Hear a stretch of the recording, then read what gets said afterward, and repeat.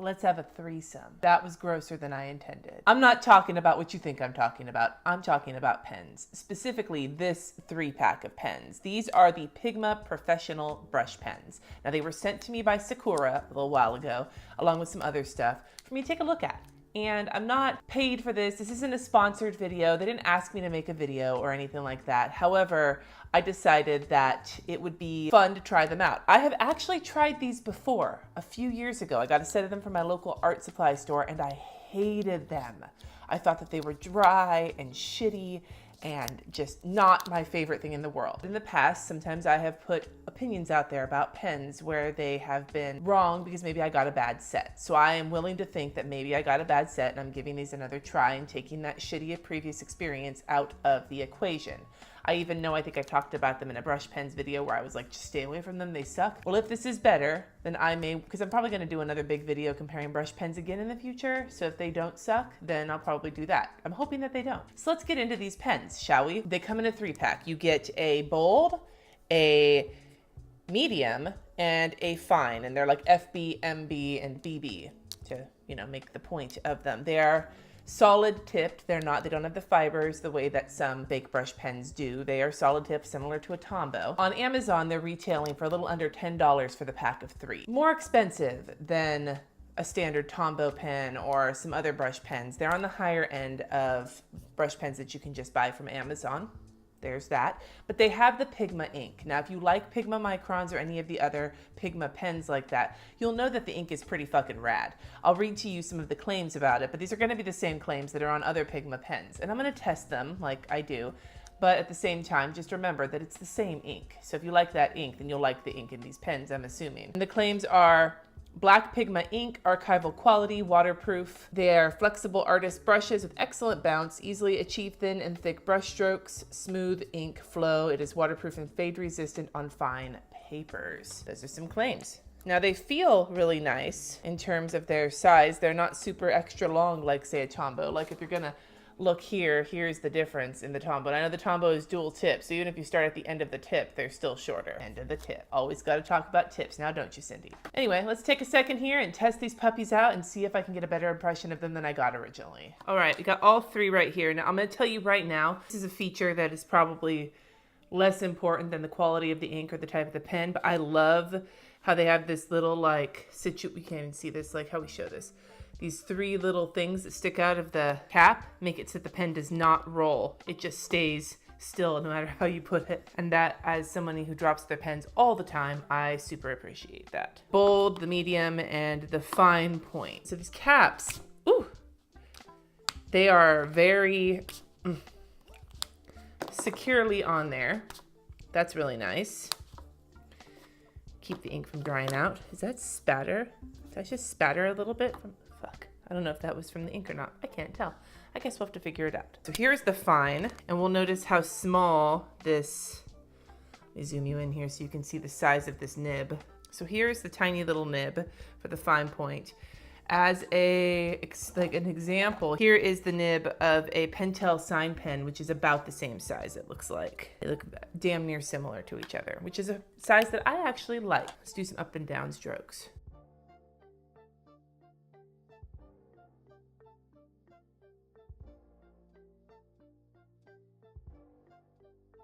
That's very nice, this fine tip. It's fairly easy, even with my heavy ass hand. It's fairly easy to control. I like that. Let's try the letter C, always my nemesis with brush lettering. Okay, I just felt the tip kind of, like when I'm going into this upstroke here, I feel the tip kind of twist and like go down. So let's see, I didn't notice that doing the other direction. But this direction, I can feel the tip kind of moving around to try and make that transition, which I have no idea if that's just a technique thing or if that's a brush tip thing, but it's a little bit wacky. And I'm curious, I'm gonna give it like a few strokes here of heavy, whoa. Now notice there, I put the stroke down and this like situation happened where it did not come down cleanly. Maybe it's because I pressed down too hard.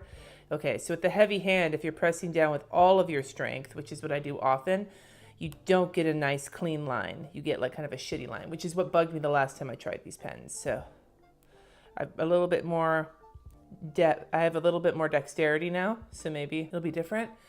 But okay, there's that. So for the fine tip pen, know that if you are heavy-handed, you are gonna need to get a little bit of restraint, because otherwise you're gonna struggle with your heavy downstrokes, like scraping on the paper. Okay, now let's go to the medium.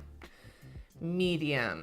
This tip looks very similar in size to Koi watercolor pens.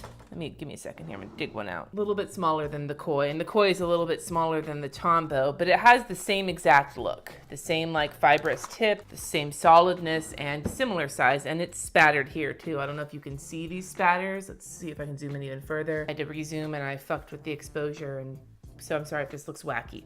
I don't know if these spatters are because the pens are new or what, but I remember I had the same spatters with the Koi, and I'm gonna keep testing those over the next month to see if those spatters go away, and I'll let you know the same for these guys. But let's try this medium tip out.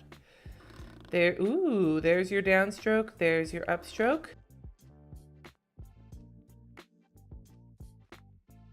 The transition is really nice. It's a little bit harder for me to get a nice light upstroke than it was for the fine tip one, but the downstroke is fucking sexy. Let's see here. Let's see if I have the same problem putting my full heavy-handedness onto it. No, dude, I just put my full heavy-handedness onto this and it just gave me a nice fat. Look at that. Ugh, fatty, boom, batty. Of course, it was hard to come out of the... It takes a little bit of practice to come out of that, but I got it. But there's spatters all around here too. So these are very inky, so be warned, forewarned of that. But I will tell you that there's a lot of control with this one. The medium one has a lot of control. Now we're moved to the bold one, the BB. And this is a massive nib. Let's see, I think the Tombow would probably be the closest in size. And I think the Tombow is even gonna be too small. Or too, yeah, very similar in size to each other, but the shape is different. If you'll notice, the Tombow shape is that more triangular nib, kind of like the medium one of these pens. And this one is a little bit more almost like brush-like, except it doesn't have the fibers, it's the solid brush pen. These kinds of pens, this style generally does not work very well for me because I find them hard to control. So let's see going into this if I have this one as a difficult to control. Oh, no, no, no. Oh, I'm not gonna like this. I can't like it. Do you see how it like, okay, let me see if I can zoom in on this. You can see like what I'm seeing here. Look at how the nib lies on the paper. Look at this. Like that. You can't get like a, you have that little divot up here. No matter what. Let's try going up and into it, like with these guys. See, if you're going up and into a stroke, it seems to work better. And I was pulling back on this. I wasn't laying my heaviest down. Let's try laying my heaviest down. Up. Now see, that works really well if you're going from an upstroke into a downstroke. But if you're starting on a downstroke, you kind of have this. I will say, to be perfectly honest with you, that this responds the way a paintbrush would respond. Like a paintbrush would not give you a perfectly symmetrical downstroke, but this looks more like what a paintbrush would give you. I just feel like that's going to be, this nib is a lot floppier than the other ones. It's not as floppy as some brush pens I've tried, but it is floppy enough where I think I'm going to struggle with controlling it. So I think overall, out of these three pens, I can get use out of all three of them, and I think that they're pretty nice, but I think the medium one is going to be my jam just because of the control I can get from it. Let's take a few seconds and test a few of these claims. So the first claim is flexible artist brush and excellent bounce. Yes, in all three of these, there are flexible artist brushes with excellent bounce. Easily achieve thick and thin brush strokes. Well, you can easily achieve them, but if you are heavy-handed, the bold one especially, you're going to struggle with, and the fine point one, you're going to struggle with the heavier downstrokes. A little bit. You'll still be able to get them. They just will be a little harder to have a nice clean look. Archival Pigma ink is waterproof and fade resistant on fine papers. I can't test archival quality or fade resistant unless I have a lot of time, but we did these ones first, so let's test waterproofness with my water brush. And then put in water on top, and yeah, they're water resistant. There's a little tiny bit of kick up with it, but just a little tiny bit, and you see that with most inks. So you can, if you let these dry, you can put watercolor on top of them or any kind of water-based whatever, and the black will stay put. I must have gotten a shitty pack the last time because while I think that of the three pens, only one of them really suits my iron fist. At the same time, they are much better than they were when I originally got them, so I am gonna have to amend that video at some point and be like, I'm just kidding, I got a shitty set. Regardless though, these are not bad. The ink performs the way they say it's gonna perform. The biggest issue is that if you are heavy-handed, the fine tip one will be a little scratchy if you're not careful with how heavy your like downstroke is, and the bold tip one is a little difficult to control. If you're gonna do like sloppy, brushy looking shit, like there's that kind of modern calligraphy that's all over the place and kind of like, that sounds attractive, doesn't it? If you do that kind of lettering where it looks sloppy on purpose, then the bold one may work real well for you. But if you are heavy-handed and you want a nice, neat brush calligraphy style, then that one might be frustrating. But the medium one performs beautifully, and I think is gonna rise up there to be one of my favorite brush pens, at least for the present, because there's always new brush pens, because that's how I live my life. Would I go and buy another set of these?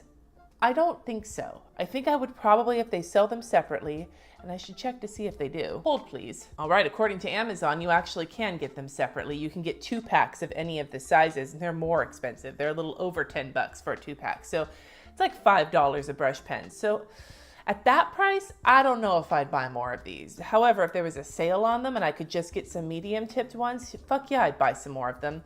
But with that price, I don't know. Do I give these a thumbs up? I give them a hearty maybe. I feel like they're really nice. I also feel like there's other pens on the market that are just as nice or nicer for a cheaper price. But as a set, if you get these together, you can achieve a multiple amount of different looks. A multiple amount? I think a multitude is what I was looking to say. Whatever. You can achieve lots of different looks with these 3 pens together, which in and of itself makes that set a little bit different than, say, a pack of Tombos or whatever. And I keep comparing them to Tombos. It's mostly just because that's my favorite brush pen, so I do a lot of comparing to it. But as a set, it can be versatile. However, there are idiosyncrasies with it if you're heavy-handed, at least from what I've seen. So do I recommend you run out and buy them right now? It depends on what you need. Honestly, these are not gonna get the stamp of go fucking buy them, you need these right now, enabler alert. This is more like, they could be cool. You got the extra money to spend, you wanna give them a try? Yeah, you'll get use out of them. They're just not my favorite. I guess that's the best way to put it. So now that we know that my previous experience with these was due to maybe a shitty set rather than the actual pens, I am at some point gonna need to redo my brush pen master video. So if you would like to see that, let me know in the comments, because those videos take a lot of time because it's a lot of shit you gotta juggle. I don't wanna do it if you don't wanna see it. So if you'd like to see a master pen or even a brush pen Thunderdome, ooh la la, let me know in the comments. After all, the gel pen Thunderdome is coming next month and I am excited about that one. So if you'd like a brush pen version of that, let me know. Thank you so much for watching. Subscribe if you haven't already, and I will see you next time.